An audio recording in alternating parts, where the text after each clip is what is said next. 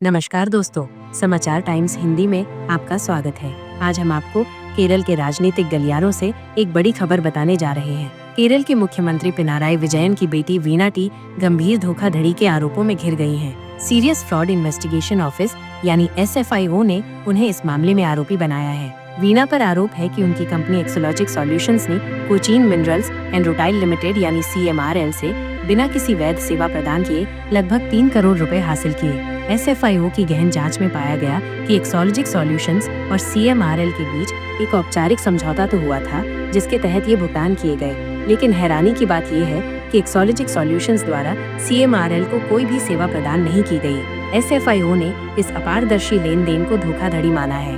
केंद्रीय कॉर्पोरेट कार्य मंत्रालय ने इस मामले में वीना के खिलाफ कंपनी अधिनियम 2013 की धारा 447 के तहत अभियोजन की मंजूरी दे दी है। यह धारा कॉर्पोरेट धोखाधड़ी से संबंधित है और दोषी पाए जाने पर 6 महीने से 10 साल तक की जेल और धोखाधड़ी की राशि के बराबर या 3 गुना तक का जुर्माना हो सकता है। SFIO द्वारा दाखिल की गई 160 पेजों की चार्जशीट में वीना टी मुख्य आरोपी है। उनके अलावा CMRL के प्रबंध निदेशक शशिधरन काथा और 25 अन्य लोगों को भी इस धोखाधड़ी मामले में आरोपी बनाया गया है। यह चार्जशीट इस पूरे मामले की गंभीरता को दर्शाती है। इस खबर के सामने आने के बाद केरल के विपक्षी दलों ने कड़ी प्रतिक्रिया दी है। विपक्ष के नेता VD सतीसन ने मुख्यमंत्री पिनाराई विजयन के इस्तीफे की मांग की है। उन्होंने कहा कि ये आरोप बेहद गंभीर हैं और मुख्यमंत्री को नैतिक जिम्मेदारी लेते हुए अपने पद से इस्तीफा दे देना चाहिए। दूसरी तरफ केरल के कानून मंत्री P राजीव ने SFIO की रिपोर्ट को राजनीतिक रूप से प्रेरित बताया है। उन्होंने आरोप लगाया है कि वीना का नाम चार्जशीट में शामिल करना सत्तारूढ़ वाम लोकतांत्रिक मोर्चा सरकार के खिलाफ एक साजिश है। सरकार इस रिपोर्ट को निराधार बता रही है। आपको बता दें कि पिछले साल केंद्र सरकार ने इस मामले में SFIO जांच शुरू की थी।